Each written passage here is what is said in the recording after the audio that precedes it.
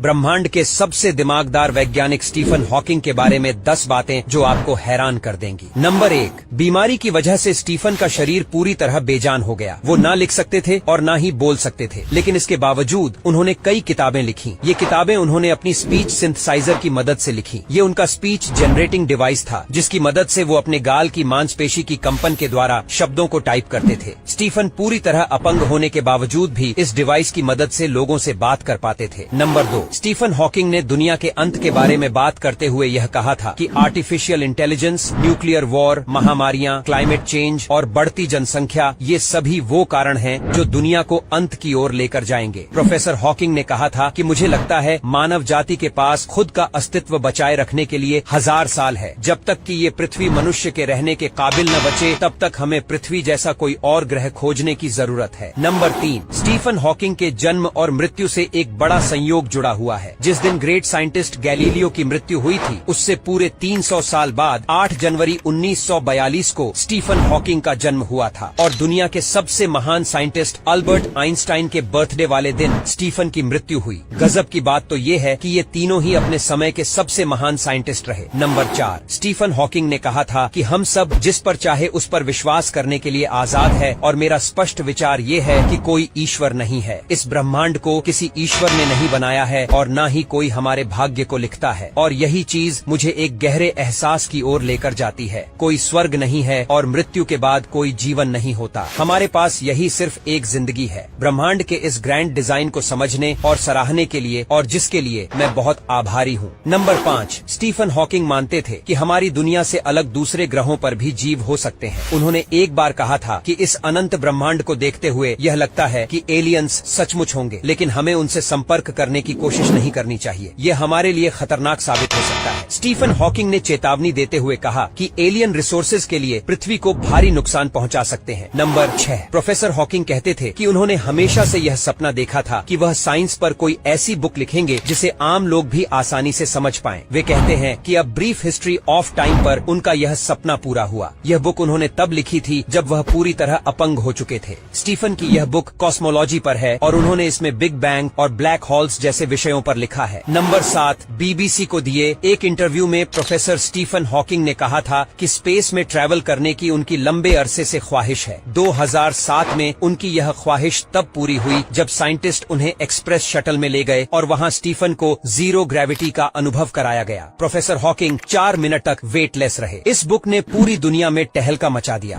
यह अपने समय की सबसे ज्यादा बिकने वाली बुक बनी। 150 हफ्तों तक New York times best seller list में रही और सारे रिकॉर्ड तोड़ते हुए 287 हफ्तों तक British Sunday times best seller list में रही। इस बुक की 10 करोड़ से भी ज्यादा कॉपी बिक चुकी है। नंबर 9, इंटरव्यू में स्टीफन हॉकिंग से पूछा गया कि उनकी नजर में संसार का सबसे दिलचस्प रहस्य क्या है। तब स्टीफन हॉकिंग ने जवाब दिया, औरतें। नंबर 8, वैसे तो स्टीफन साइंटिफिक कम्युनिटी में पहले से ही काफी फेमस थे, लेकिन वास्तव में वो आम लोगों की अटेंशन में तब आए जब 1988 में उनके science book of brief history of time publish हुई। उन्होंने हंसते हुए कहा कि उनके लिए औरतें एक अबूझ पहेली हैं। नंबर 10, 2010 में दिए एक इंटरव्यू के दौरान उनसे पूछा गया कि आप अपने बच्चों को क्या सलाह देना चाहेंगे। प्रोफेसर हॉकिंग और उनकी परी कहा, मैं अपने बच्चों को यहाँ 3 अहम सलाह देना चाहूंगा। पहले, याद रखना, हमेशा ऊपर सितारों की तरफ देखना, नीचे पैरों की तरफ नहीं। दूसरी, काम करना कभी मत छोड़ना, क्योंकि काम तुम्हें जिंदगी का अर्थ और उद्देश्य देता है और बिना काम के जिंदगी खाली है। तीसरी, अगर किस्मत से कभी तुम्हें तुम्हारा प्यार मिल जाए तो उसे कभी मत छोड़ना।